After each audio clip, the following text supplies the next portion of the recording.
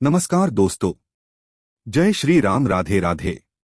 आज हम आपको बताएंगे कि अच्छे लोग दुखी क्यों रहते हैं। दोस्तों, इस बात में कोई संदेह नहीं है कि अच्छे लोग ज्यादातर दुखी रहते हैं और पापी पाखंडी मौज उड़ाते हैं, परंतु इसके दो कारण हैं। आज मैं आपको उन दोनों कर्म के बारे में विस्तार से बताने का प्रयास करूंगा। पहले बात करते हैं कि अच्छे लोगों को भगवान दुख क्यों देता है। तो चलिए इस मार्मिक कहानी के द्वारा आपको समझाते हैं। उसके पहले अगर आप हमारे चैनल पर नए हो तो चैनल को सब्सक्राइब कर ले, ताकि इसी प्रकार की ज्ञानवर्धक कहानियां आप लोगों तक पहुंचा सके। चलिए चलते हैं कहानी की ओर। एक बार की बात है, किसी नगर में अपनी छोटी छोटी 3 बच्चियों के साथ एक विधवा स्त्री रहती थी। जवानी में ही उसके पति गुजर गए। 3 छोटी छोटी बच्चियों को पालने का भार बेचारी उस अबला पर पड़ गया। तीनों बच्चों को लेकर वह विधवा जाए तो कहाँ जाए, कुछ काम धाम भी नहीं कर सकती थी। ऊपर से समाज की उल्टी सीधी बातें उसे कुछ नहीं करने देती थी। बेबस लाचार उस महिला का कोई सहारा नहीं था। वह अपने पति को याद कर करके उन बच्चियों को जैसे तैसे पाल रही थी। पति के गम में बीमार पड़ गई, ऊपर से उन बच्चियों की चिंता थी कि क्या होगा, कैसे इनका पालन पोषण होगा। इन्हीं बातों को सोच सोच कर एक दिन उसकी तबीयत बिगड़ गई। उसका अंत समय निकट आ गया था। धर्मराज का एक दूत उस विधवा स्त्री के प्राण लेने के लिए धरती पर आया। वह उस स्त्री के प्राण ले जाना चाहता था, परंतु वहां का नजारा देखकर वह खुद दुविधा में पड़ गया। उसने देखा कि महिला जमीन पर अचेत पड़ी है। उसकी तीनों बच्चियां उसके ऊपर सिर रखकर पड़ी हुई थी। सबसे छोटी बच्ची उसके स्तनों से लिपटी हुई थी। यह करुणामयी दृश्य देखकर देवदूत के हृदय में दया आ गई। उसे उन बच्चियों की दशा नहीं देखी गई। एक बच्ची रो रोकर अपनी माँ को जागा रही थी, दूसरी रोती रोती माँ के ऊपर ही सर रखकर सो गई थी। देवदूत ने सोचा, इन बच्चियों का पिता पहले ही मर चुका है। अब यदि मैं इस स्त्री के प्राण लेकर गया तो यह बच्चियां किसके सहारे रहेगी, कौन इन्हें संभालेगा, कौन इनका पालन पोषण करेगा। यही सब बातें सोचकर वह देवदूत उस स्त्री के प्राण लिए बिना ही लौट गया। धर्मराज ने पूछा कि तुम खाली हाथ क्यों आ गए, तुम तो उस विधवा स्त्री के प्राण लेने गए थे। तब देवदूत कहता है, हे स्वामी, मेरी गलती को क्षमा करना। मैं चाह कर भी उस स्त्री के प्राण न ला सका। मेरी जगह यदि आप होते तो शायद आप भी खाली हाथ ही लौट कर आते। मैं उस महिला की अबोध बच्चियों का दुख नहीं देख पाया। जब मैं उसके प्राण लेने गया तो मैंने देखा कि उसकी 3 छोटी छोटी बच्चियां उसके ऊपर पड़ी हुई विलख रही थी। उन्हें कोई वहां देखने वाला भी नहीं था। यदि ऐसे में मैं उस महिला को ले आता तो उन बच्चियों को कौन देखता, कौन उन्हें पालता पोषता। पृथ्वी लोक के मनुष्य तो इतने स्वार्थी हो गए हैं कि बिना मतलब के कोई किसी का सहारा भी नहीं बनता। यदि कोई किसी की मदद कर भी देता है तो वह बदले की उम्मीद करता है या फिर उसे अपने एहसान के नीचे जीवन भर दबाकर रखना चाहता है। देवदूत बोला है, स्वामी, मैं चाहता हूँ कि उस महिला को थोड़ा जीवन और दे दिया जाए ताकि वह अपनी बच्चियों को पाल पोसकर बड़ा कर सके। देवदूत की बात सुनकर धर्मराज ने उसे डांटते हुए कहा, अरे मूर्ख पार्षद, ईश्वर की बनाई हुई सृष्टि में ना कोई अक्षर घट सकता है और ना कोई बढ़ा सकता है। उनकी मर्जी के बिना ना तुम किसी को जीवन दे सकते हो, ना समय से पहले मार सकते हो। ईश्वर जो करता है सबके साथ अच्छा ही करता है। तुम कौन होते हो विधाता के लेख को बदलने वाले। तुमने उस महिला को न लाकर ईश्वर के नियमों का उल्लंघन किया है। तुमने बहुत बड़ा अपराध कर दिया है, इसलिए तुम्हें इसका परिणाम भोगना ही पड़ेगा। जो पृथ्वी के मनुष्यों से तुम्हारी ममता है, इस पृथ्वी पर मनुष्य बनकर अपना पाप भोगना होगा। देवदूत कहने लगा, हे स्वामी, धरती लोक से मेरा उद्धार कब होगा और कैसे होगा। तब धर्मराज कहते हैं, हे दूत, धरती पर जाकर जब तुम 3 बार अपनी मूर्खता पर खिलखिलाकर हंस लोगे तब तुम्हारा उद्धार हो जाएगा। मित्रों, इतना कहकर धर्मराज ने उस दूत को धरती पर धकेल दिया। धरती लोक पर मनुष्य शरीर में आ चुका था। उसके शरीर पर वस्त्र नहीं थे। दोस्तों, यहाँ का एक नियम है कि जब कोई मनुष्य जन्म लेता है तो उस समय वह नग्न अवस्था में होता है। देवदूत ने जन्म तो नहीं लिया, पर वह निर्वस्त्र ही एक सड़क के किनारे पड़ा ठंड से ठिठुर रहा था। वहीं से एक मोची गुजर रहा था। वह मोची ठंड से बचने के लिए अपने बच्चों को कपड़े लेने जा रहा था। रास्ते में ठंड से ठिठुरते एक नग्न व्यक्ति को देखकर उसे दया आ गई। उसने अपने बच्चों को तो कपड़े नहीं दिए, लेकिन उस देवदूत को कपड़े और कंबल जरूर खरीद लाया और वे कपड़े लाकर उस देवदूत को दे दिए। देवदूत कहने लगा है, भाई आपने मुझे कपड़े देकर मुझ पर बहुत बड़ा उपकार किया है, लेकिन कपड़े देकर आपने ठंड से तो मेरा दुख दूर कर दिया, पर मेरा ना तो कोई घर है, ना परिवार है, ना भोजन का कोई साधन है। तब मोची बोला है, भाई तो मेरे घर चलो, मैं तुम्हारा सारा खर्च उठाऊंगा। मित्रों, अब तो वह मोची उस देवदूत को लेकर अपने घर पहुंचा। उधर मोची की पत्नी ने देखा कि उसका पति बच्चों को कपड़े लेने गया था, कपड़े अपड़े तो कुछ लाया नहीं, उल्टा एक आदमी को घर बुला लाया है।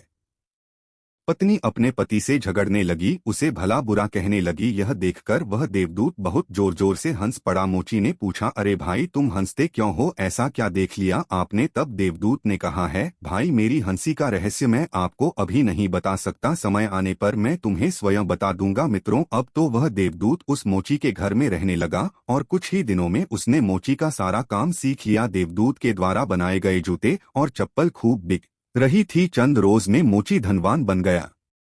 दूर दूर तक उसके जूते फेमस हो गए थे, यहाँ तक कि राजा महाराजा तक उससे जूते बनवाने का आदेश देते थे। जब से देवदूत उसके घर आया था, उसकी तो किस्मत ही चमक गई थी, धन की कोई कमी नहीं रही, सब कुछ अच्छा चलने लगा। एक दिन की बात, राजा का एक सैनिक एक चमड़ा लेकर इस मोची के पास आया और बोला, देखो हमारे महाराज इसी चमड़े के बने हुए जूते पहनना चाहते हैं। यह चमड़ा बड़ा कीमती है, तुम इसके ठीक से एक जोड़ी जूते तैयार कर दो। यह चमड़ा खराब नहीं होना चाहिए, पर ध्यान रखना इस चमड़े के जूते ही बनने चाहिए, भूल से भी इसकी चप्पल मत बना देना। दोस्तों, राजा का सैनिक चमड़ा देकर चला गया। इधर मोची ने भी देवदूत को समझाया कि देखो राजा वाली बात है, इसमें कोई गलती ना करना, चमड़ा भी बहुत कम है, इसलिए चमड़ा खराब नहीं होना चाहिए। जूते की कहकर वह गया है तो जूते ही बनाना, गलती से यदि चप्पल बना दी तो राजा हमें कठिन से कठिन सजा देगा। दोस्तों, मोची के इतना समझाने के बाद भी देवदूत ने उस चमड़े से चप्पल ही बनाई। चप्पल देखकर मोची की सांस फूल गई, वह देवदूत को डांटने लगा, यहाँ तक कि डंडा लेकर उसे मारने के लिए दौड़ा। कहने लगा, अबे मूर्ख, तुझे बार बार समझाया कि जूते ही बनाना, लेकिन तूने चप्पल बना दी।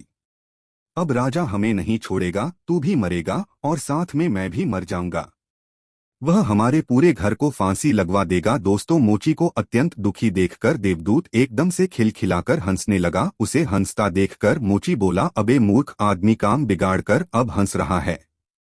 वह देखो, जूते लेने के लिए राजा का सैनिक आ रहा है। मित्रों, सैनिक को देखकर मोची के हाथ पैर फूल गए कि अब यह जूते मांगेगा तो मैं कहां से दूंगा। तब तक वह सैनिक पास में आ गया और बोला, है मोची भाई, कल मैं जो तुम्हें चमड़ा दे गया था उसके जूते मत बनाना, चप्पल बना देना, क्योंकि राजा साहब का देहांत हो गया है और यहाँ की यह प्रथा है कि मरने वाले व्यक्ति को चमड़े की चप्पल पहनकर अर्थी पर लिटाया जाता है। दोस्तों, सैनिक की बात सुनकर मोची को ऐसा लगा जैसे मरे हुए शरीर में प्राण पड़ गए हो। उसके हाथ से डंडा छूटकर जमीन पर गिर पड़ा और उसने देवदूत के पैर पकड़ लिए और उसे डांटने के लिए माफी मांगने लगा। देवदूत मोची की हरकत पर खूब जोर जोर से हंस रहा था। मोची ने पूछा कि भाई तुम क्यों हंस रहे हो? तब देवदूत बोला है, भाई समय आने पर मैं अपने हंसने का कारण बता दूंगा। दोस्तों, एक दिन की बात, मोची की दुकान पर तीन नौजवान लड़कियां एक बुढ़िया के साथ आई थी। उन तीनों लड़कियों की शादी होने वाली थी, वह अपने लिए जूते का नाप देने आई थी। उन लड़कियों को देखकर देवदूत ने पहचान लिया कि यह वही तीनों लड़कियां हैं जिनकी मां को ना ले जाने के कारण आज मैं अपने किए की सजा भोग रहा हूं। पर यह लड़कियां तो अब जवान हो चुकी है, काफी सुंदर भी है, किसी अच्छे घर में पली बड़ी मालूम पड़ रही है। तब वह बुढ़िया कहती है, हाँ बेटा, इनकी माँ इन्हें बचपन में ही छोड़कर चल बसी, इनका कोई सहारा नहीं रहा, तब मैंने इन्हें अपने पास रख लिया। मेरे पास करोड़ों की दौलत है, पर दुर्भाग्य से मेरा भी कोई नहीं है, तो मैंने ही रख लिया, इन्हें पढ़ाया लिखाया, इनकी परवरिश की, आज बहुत ही ऊंचे घराने में मैं इनका विवाह करने जा रही हूँ। लड़कियों का भाग्य देखकर देवदूत सोचने लगा, परमात्मा जो करता है अच्छा ही करता है। यदि उस समय उनकी माँ नहीं मारती तो यह तीनों भयानक गरीबी, भुखमरी और दरिद्रता में पड़ी रहती। इनकी माँ के मरने के कारण आज यह तीनों लड़कियां बहुत बड़े घरों की बहुएं बनने जा रही है और इस बुढ़िया की करोड़ों की संपत्ति की मालिक भी बन चुकी है। यह बात सोचकर देवदूत पहले की अपनी मूर्खता को याद करके जोर जोर से हंसने लगा। वह 3 बार हंस चुका था। मोची ने पूछा, अरे भाई अब तुम किस लिए हंसे, कृपया अपनी हंसी का रहस्य समझाइए। तब देवदूत बोला है, भाई मैं 3 बार हंस चुका हूँ, अब मैं तुम्हें अपनी हंसी का कारण बताता हूँ, सुनो। मैं एक देवदूत हूँ, अभी अभी जो 3 लड़कियाँ जूता का नाप देने आई थी, जब यह तीनों छोटी थी तो इनकी माँ मर गई, पिता पहले ही मर चुका था। इन तीनों लड़कियों पर तरस खाकर मैं इसकी माँ के प्राण नहीं ले गया, इस कारण धर्मराज ने मुझे श्राप देकर धरती पर भेज दिया। मैं निर्वस्त्र एक सड़क किनारे पड़ा था, तब तुम मुझे अपने घर बुलाकर ले आए और घर पर तुम्हारी पत्नी तुमसे खूब लड़ी थी, वह भी इसलिए कि तुमने अपने बच्चों के कपड़ों के पैसों से मेरे लिए कंबल और कपड़े खरीदे थे। तब मैं पहली बार तुम्हारी पत्नी की मूर्खता को देखकर बहुत हंसा था।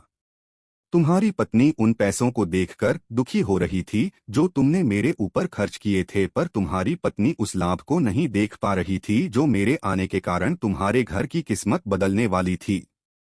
दूसरी बार मुझे हंसी तुम्हारी मूर्खता को देखकर आई जब तुम राजा के जूते न बनाने के कारण मुझे डंडा लेकर मारने के लिए दौड़े थे। उस समय तुम राजा के जूते वाली बात सोच रहे थे, पर तुम्हें यह नहीं मालूम था कि राजा के साथ में क्या घटना घट गई है, जो राजा के जूते से अधिक चप्पलों की आवश्यकता पड़ गई है। हम वही देखकर और सोचकर शोक या हर्ष मानते हैं जो हम देखते हैं, पर हम उसे नहीं देख पाते जो हमें दिखाई नहीं देता पर होने वाला होता है। कई बार परमात्मा हमारे अच्छे के लिए, हमारी भलाई के लिए हमारे साथ बुरा करता है, पर हम इस बुरे को देखकर परमात्मा को कोसने लगते हैं। हम उस अच्छे को नहीं देख पाते हैं जो भविष्य में हमारे साथ होने वाला होता है। कई बार वर्तमान में हमारे साथ अच्छा होता है, तब हम बहुत खुश होते हैं, पर भविष्य में हमारे साथ बुरा हो जाता है। उस घटना को हम नहीं देख पाते जिस किसी घटना के साथ अच्छा या बुरा दोनों तरह के परिणाम जुड़े हो सकते हैं। हमें हर घटना को ईश्वर की इच्छा समझकर चलना चाहिए। अच्छे लोग दुखी क्यों रहते हैं? इसके दोनों कारण यही है। पहले तो अच्छे लोगों के साथ बुरा इसलिए घट जाता है कि बाद में उनके साथ अच्छा हो सके, और दूसरा कारण यह है कि अच्छे लोग दुखी रहते हैं। इसका दूसरा कारण है, उनको ईश्वर से जुड़े रहने के लिए जरूरी है कि उन पर दुख आते रहना चाहिए ताकि उनको ईश्वर पर आस्था बनी रहे। दोस्तों, इस प्रकार वह देवदूत उस मोची को समझाकर फिर से धर्मराज के यहाँ चला गया। मित्रों, यह कहानी आपको कैसी लगी कमेंट सेक्शन में आप अपनी राय जरूर रखना। मिलते हैं अगली बार नई वीडियो में नई ज्ञान चर्चा के साथ। आप सभी का बहुत बहुत धन्यवाद।